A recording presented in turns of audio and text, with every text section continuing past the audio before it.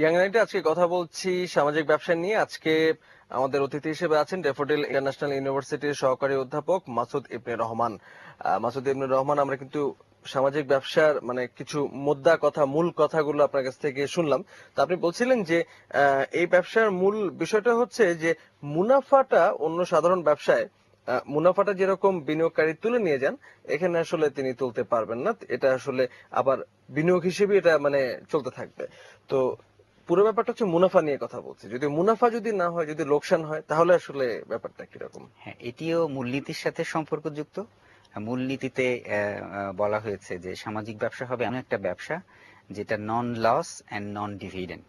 আচ্ছা। মানে এটা লসে রান করবে না এবং এটার ডিভিডেন্ড উনি যিনি বিনিয়োগকারী তিনি পার্সোনালি ভোগ করবেন না। এখন নন লস কেন হবে জিনিসটা? হবে এই কারণেই যে যেহেতু এখানে মুনাফা টার্গেট নয়, যেহেতু এখানে শুধু মানুষের ভালো করার জন্য একজন লোক ব্যবসায় নেমেছেন, তার মানসিক শক্তি, তার কাজের পরিধি এটা হবে ইনরমাস পাওয়ারফুল, দারুণ শক্তিশালী হবে এবং এইখানে আপনার লসের সম্ভাবনা খুবই কম। তারপরেও কোনো ব্যবসাতে লস তো হতেই পারে, তবে সামাজিক ব্যবসার নিয়ম অনুসারে আমরা ধরে নিই যে ব্যবসা যেহেতু উনি করছেন উনি লস করবেন না, কারণ ওনাকে তো মানুষের ভালো করতে হবে, ওনাকে দাঁড়িয়ে থাকতে হবে, উনি এটা তো নিশ্চিহ্ন হওয়া যাবে না, এটা সাস্টেইনেবল হবে না, তাহলে এটা মূলনীতির সাথে যাবে না আর কি। তো সামাজিক ব্যবসা হতে হলে তা ওনাকে কিন্তু এটা সাস্টেইন করতে হবে। না, কিন্তু যখন আসলে সাস্টেইন করতে হবে, এটা তো আসলে এক ধরনের মানে যখন তিনি ব্যবসায় নেমেছেন, তখন আসলে তাকে তো নানা রকম প্রতিকূলতা, নানা রকম সমস্যার ভেতর দিয়ে যেতে হতেই পারে। তো তিনি লোকসান করবেন না এই ধরনের নিশ্চয়তা তিনি আসলে কিভাবে পাবেন?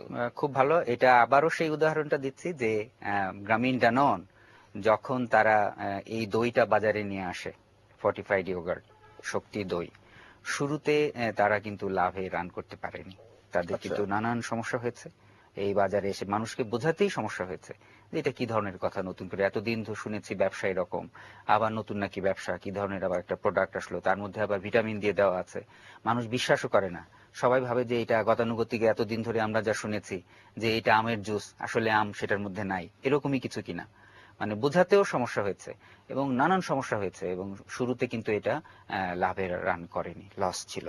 আচ্ছা। কিন্তু ফর দ্য টাইমিং এটাকে আবার ইভ্যালুয়েশন করে তারা কিন্তু ধীরে ধীরে ধীরে ধীরে আবার ব্যবসাটাকে লাভে নিয়ে আসছেন। তো উনি যদি লস করেন উনি আবার এটাকে লাভে আসতে পারবেন, তাই না? তো আমরা অন্য যে ব্যবসাগুলো আছে সেই ব্যবসাগুলো হয় কোন একটা সেবা কিংবা কোন একটা পণ্য মানে উৎপাদন তৈরি করবে। করে, যেটা আসলে মানুষের চাহিদার উপর ভিত্তি করেই তৈরি হয়। তো যখন সামাজিক ব্যবসা কোন একটা পণ্য বা কোন একটা সেবা নিয়ে যখন বাজারে আসবে, তো তাকে তো আসলে চলমান যে অর্থনৈতিক ব্যবস্থা বা বাণিজ্যিক যে ব্যবস্থা, সেটার সঙ্গে একটা প্রতিদ্বন্দ্বিতা বা সোজা প্রতিযোগিতায় কথায় পড়তে অন্য হবে। কোম্পানির সাথে ওনাকে প্রতিদ্বন্দ্বিতা হ্যাঁ। করতে হবে, প্রতিদ্বন্দ্বিতা অবশ্যই করতে হবে।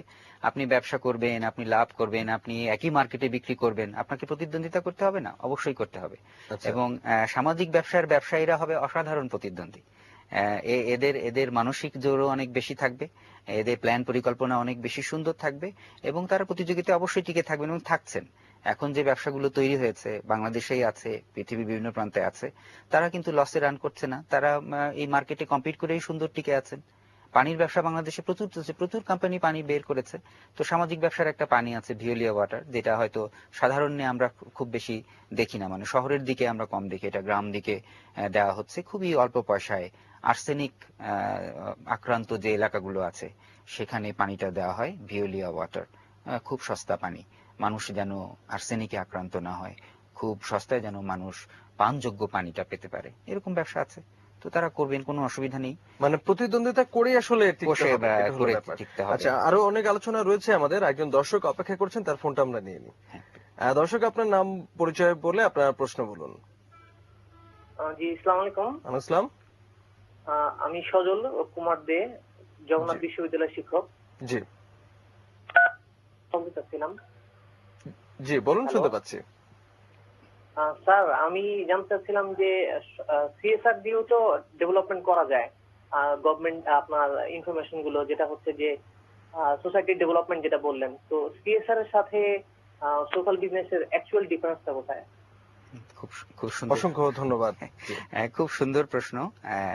সিএসআর এর সাথে কি সম্পর্ক? সিএসআর হচ্ছে যে আমরা যেটাকে বলি যে আমার যে এক্সিস্টিং ব্যবসা রয়েছে সেটাকেই আসলে আরো বেগবান করার এক ধরনের কৌশল। কারণ সিএসআর এর এক প্রোপাগান্ডা আছে, প্রচুর প্রচার আছে, এবং এটা দেখানো, এবং প্লাস আপনি তো জানেন বাংলাদেশের ব্যবসায় ট্যাক্সেরও অনেক ব্যাপার আছে, ট্যাক্সের ব্যাপার আছে। তো সিএসআরটা দিয়ে আসলে যে অবশ্যই মানুষের উপকার হচ্ছে, সমাজের উপকার হচ্ছে, কিন্তু সেইটার মূল টার্গেট যে একদম উপকারমুখী আমি তা বলবো না, সেটার সাথে ব্যবসাটা কিন্তু যুক্ত আছে। মানে তারা মানে সিএসআর মানে বিভিন্ন কর্পোরেট প্রতিষ্ঠান, তারা আসলে যে সিএসআর কর্মসূচির মাধ্যমে সমাজের কল্যাণ কর্পোরেট সোশ্যাল করার চেষ্টা করে, রেসপন্সিবিলিটি, কিন্তু আসলে সেখানেও আসলে ট্যাক্সের একটা ব্যাপার থাকে, আছে সামাজিক দায়বদ্ধতা আমরা যেটাকে বলি আর কি। তো সেটা তো এক ধরনের ব্যাপার, এটা একটা ব্যবসার একটা অংশ, যেটা দিয়ে সিএসআর দিয়ে উনি কিছু উপকার করছেন সমাজের, অবশ্যই এটা ভালো কথা। এবং পাশাপাশি ওনার ব্যবসাটা ওই কোম্পানির ব্র্যান্ডিংও হচ্ছে, ব্র্যান্ডিংও হচ্ছে। ওনার ব্যবসাটা কিন্তু লাভমুখী, এবং সেটা উনি কত লাভ করবেন তার কিন্তু কোনো লিমিট নেই, বা কোথায় যাবেন নোবডি নোজ। দর্শক যেরকম বলছিলেন যে আসলে এই সামাজিক ব্যবসা আর সিএসআর এই দুটোর মধ্যে আসলে মৌলিক সিএসআর নিজে তো ব্যবসা নয়, সে ব্যবসার একটি অংশ, একটি কৌশল, ব্যবসাটার একটা অংশ। আর সামাজিক ব্যবসা নিজে একটা পূর্ণাঙ্গ ব্যবসা, উনি নিজে পূর্ণাঙ্গ ব্যবসা, এবং আপনার টাকা পয়সা লগ্নি থেকে শুরু করে, লোকজনকে খাটানো থেকে শুরু করে, পণ্য তৈরি করা থেকে শুরু করে, মার্কেট কম্পিট করা শুরু করে, মার্কেট সেগমেন্টেশন, আপনার বিক্রি, ডিস্ট্রিবিউশন, সবকিছুই এর মধ্যে রয়েছে। সেক্ষেত্রে বড় বাণিজ্যিক প্রতিষ্ঠানগুলো তারা আসলে সিএসআর কার্যক্রমের বিকল্প হিসেবে তারা কি আসলে সামাজিক ব্যবসার বিষয়টি ভাবতে পারে? হ্যাঁ, অনেক প্রতিষ্ঠানই ভাবতে পারছে। আমাদের সোশ্যাল বিজনেস ডিজাইন ল্যাব বলে একটি ল্যাব রয়েছে, সেটি ইউনুস সেন্টারে হচ্ছে। এটি হচ্ছে এমন একটি গ্যাদারিং যেখানে সোশ্যাল বিজনেস যারা প্ল্যান করছেন তারা, যারা ইনভেস্টমেন্ট করতে পারেন তারা, যারা এটাকে ইমপ্লিমেন্ট করতে পারেন তারা, এবং সাথে সাথে যারা এটার এক্সপার্ট রয়েছেন তারা, সবাই একটা প্ল্যাটফর্মে এসে প্ল্যানটাকে ওপেন টেবিলে ফেলে তার খারাপ দিক ভালো দিক আলোচনা করে, ইনভেস্টর যদি এটা পছন্দ করেন ওনারা এটাতে লগ্নি করছেন। এবং এভাবেই অনেক সোশ্যাল বিজনেস কিন্তু তৈরি হচ্ছে, একটা গ্রুপ তৈরি হয়ে যাচ্ছে, এবং সেখানে অনেক বড় বড় কোম্পানির কিন্তু সিইওরা আসছেন এখন। এটা একটা আন্দোলনের মতো রূপান্তরিত হয়েছে, এবং আমরা আশা করছি যে এটার মাধ্যমে অনেক সোশ্যাল বিজনেসকে ইনকিউবেট করা যাবে।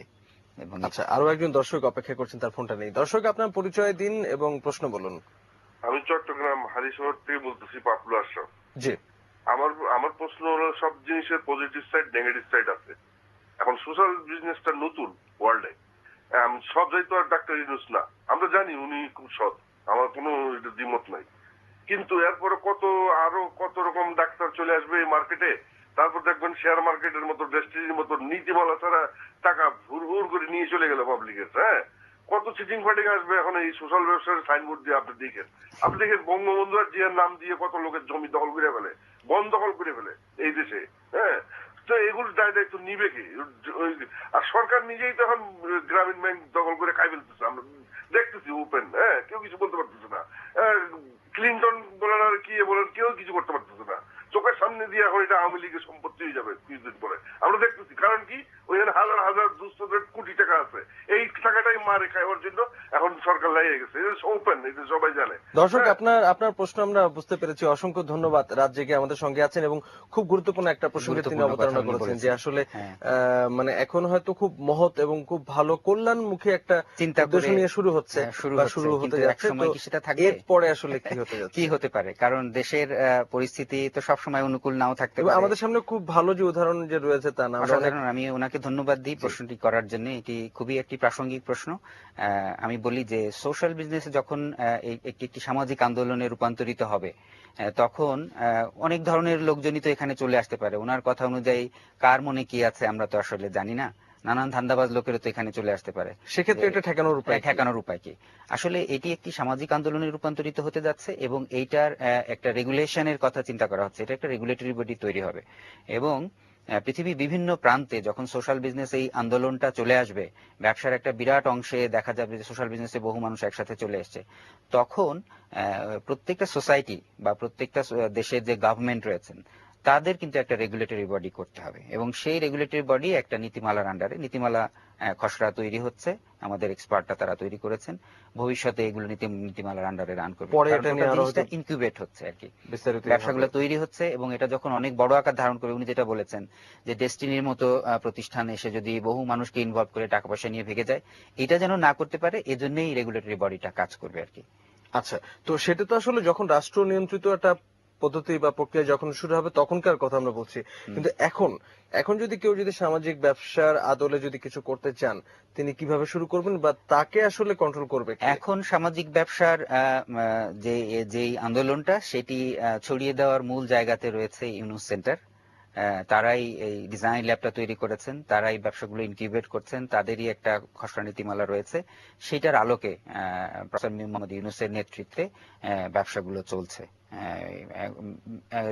যে ব্যবসাগুলো এখন রয়েছে তাদের অনেকগুলো এই গ্রামীণের সাথে বিভিন্ন কোম্পানির জয়েন্ট ভেঞ্চারে অথবা ইন্ডিপেন্ডেন্টলিও ব্যবসাগুলো রান করছে। ধরা যাক আমি একটা প্রতিষ্ঠান শুরু করলাম যেটা সামাজিক ব্যবসার আদলে, এবং শুরু করলাম যে ঠিক আছে এটা সামাজিক ব্যবসা হিসেবে এটা চলবে, প্রথম 1 বছর 2 বছর এটা চললো, তৃতীয় বছরে গিয়ে আমি হয়তো এই ব্যবসা যে যে উদ্দেশ্য নিয়ে শুরু করেছিলাম সেই উদ্দেশ্য থেকে সরে এসে আমি এখান থেকে মুনাফা নিতে শুরু করলাম, কে আমাকে ঠেকাবে? সে আমাকে তদারকি করবে? আপনাকে তদারকি আপাতত ইউনুস সেন্টারই করবে। তাদের সাথে আপনার একটা এমওইউ সাইন না করলে আপনি সোশ্যাল বিজনেস হিসাবে নিজেকে ডিক্লেয়ার করতে পারবেন না। যেহেতু এটা একটা ভালো শব্দ, সবাই মনে করে যে আমি একটি সামাজিক ব্যবসা করছি, এটা বলার মধ্যেও অনেকে আনন্দ খুঁজে পেতে পারে, তো এটা বলেও অনেকে ব্যবসায় আসতে পারে। তো আপনাকে ব্যবসা শুরু করার আগে এটাকে অ্যাকসেপ্ট করে আপনি একটা এমওইউ সাইন করে আপনাকে ব্যবসাটাতে শুরু করতে মানে হবে। আমি আপনি যে সোশ্যাল আমি যদি পুরো আইডিয়াটা যে নীতিমালাগুলো যেগুলো রয়েছে বা যে কনসেপ্ট যেগুলো সেগুলোকে রয়েছে অ্যাকসেপ্ট করে আপনি পুরোপুরি আমি ফলো করলাম, কিন্তু আমি ইউনুস সেন্টারের সঙ্গে কোনো রকম চুক্তি বা এমইউতে গেলাম না, তো না, সেক্ষেত্রে কি আমি আসলে সেক্ষেত্রে শুরু আপনি করতে নিজে পারছি না? নিজেকে সোশ্যাল বিজনেস হিসাবে আপনি বলতে পারেন,